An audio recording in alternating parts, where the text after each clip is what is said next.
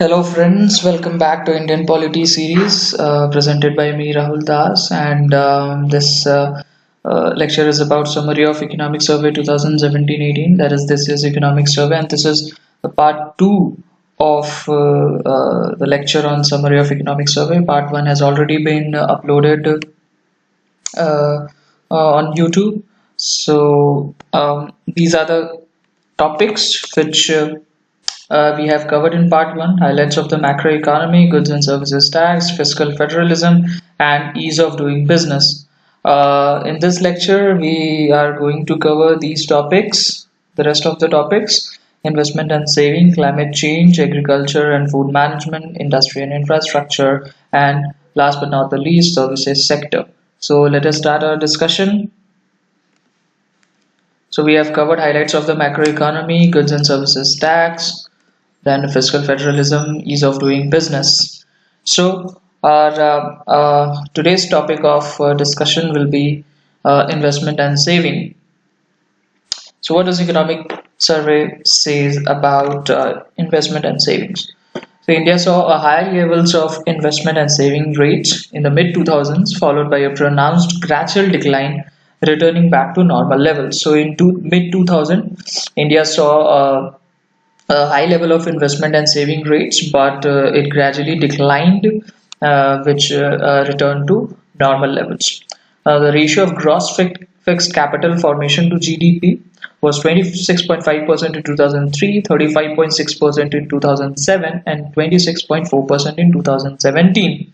So we can clearly see that gross fixed capital formation to GDP ratio has declined from 2007 to 2017, a huge decline. Is a very significant decline actually.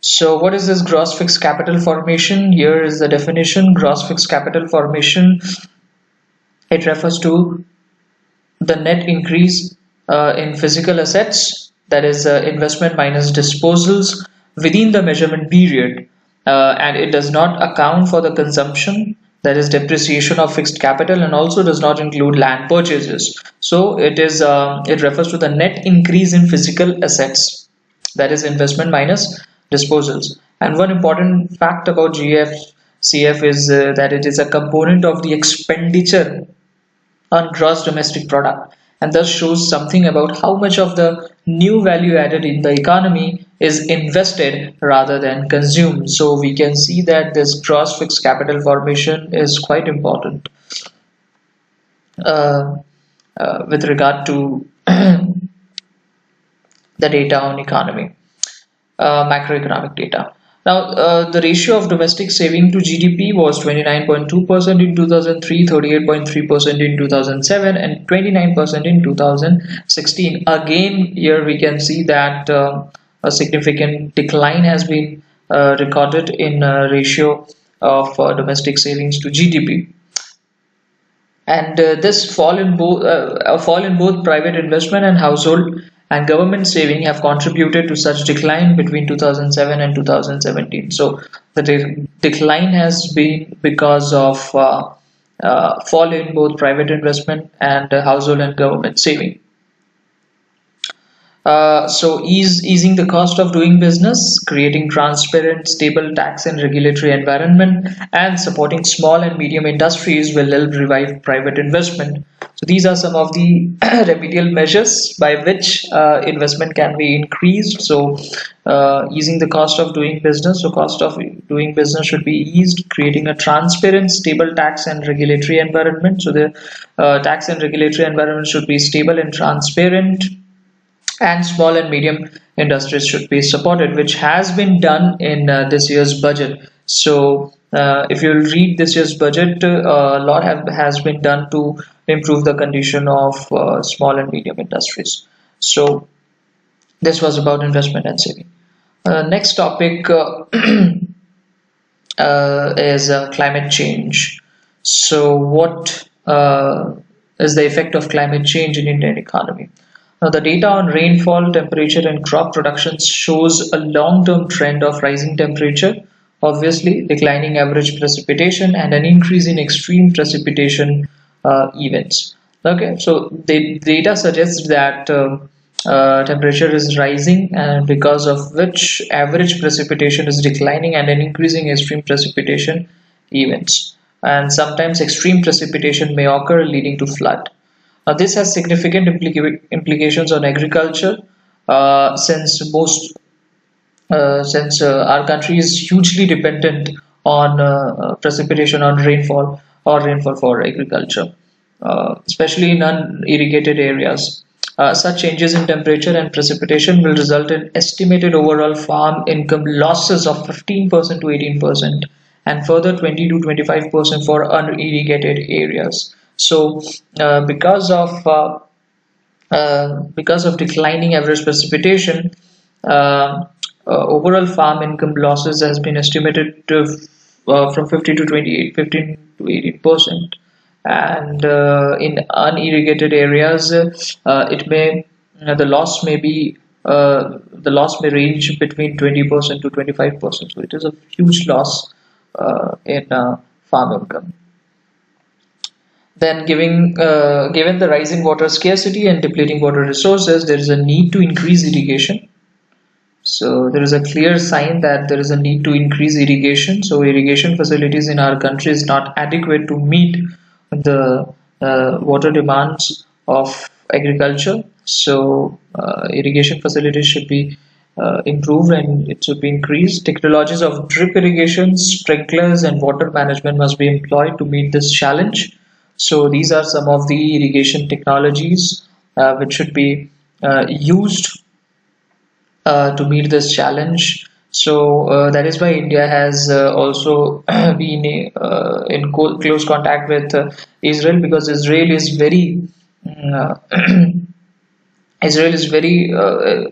very important country if we talk about irrigation and water management facilities. So India is taking help from Israel with regard to these technologies. Now, agriculture and food management. So what about agriculture and food management? Economic Survey says that growth rates of agriculture and elite sectors have been fluctuating.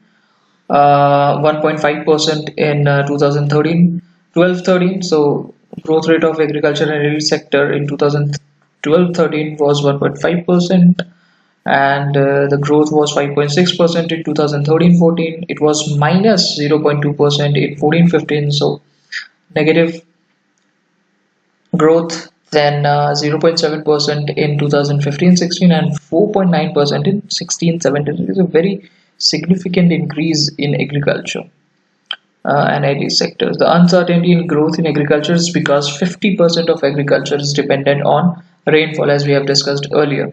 That 50% of agriculture is dependent on rainfall, and that is why agricultural growth has been uncertain throughout these years. Agriculture sector has been witnessing a gradual structural change. The share of livestock in gross value added (GVA) in agriculture rose from 22% in 2011-12 to 26% in 2015-16. So the share of livestock in the GVA in agriculture is increasing. So it has increased from 22% in 11-12 to 26% in 15-16. And the share crops in the GVA fell from 65% in 2011-12 to 60% in 15-16, and the contribution of share crops in GVA fell from 65% in 11-12 to 60% in 15-16. Okay, so agriculture sector is witnessing a gradual structural change. Farmers are moving from share from crops to livestock. The gross capital formation in agriculture declined from 8.3% in 14-15 to 7.8% in 15-16. So these data are very important with regard to preliminary exam as well as for mains examination. You can quote these data in your answer writing in mains examination. Moving to our next point, which is industry and infrastructure.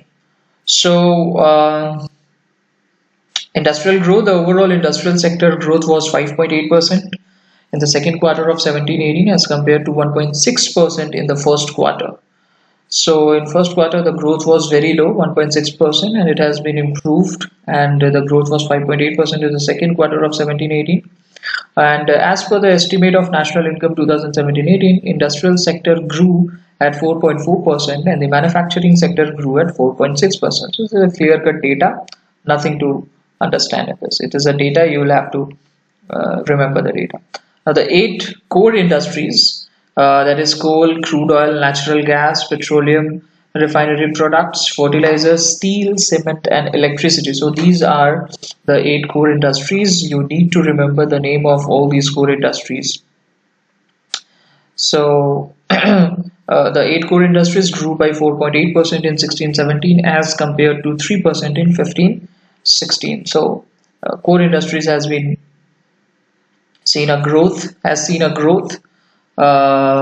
uh, in 2016-17 as compared to 2015-16. What about infrastructure? India requires around USD 4.5 trillion worth of investments till 2040 to develop infrastructure. As per the current trend, India can raise around USD 3.9 trillion. So there is a gap between requirement and India can raise actually. And the underinvestment in the infrastructure sector has been due to. So what are the reasons of underinvestment in infrastructure sector? Number one, collapse of public-private partnership. So collapse of PPPs is a very important factor in underinvestment in the infrastructure sector. Number two, stressed balance sheets of private companies. So because private companies are suffering from their stressed balance sheets, they are not able to invest in infrastructure. And number three, delays in acquisition of land and forest clearance. So India is a country where still acquisition of land and these foreign forest clearances need a lot of time. So these delays are also one of the reasons for underinvestment in infrastructure.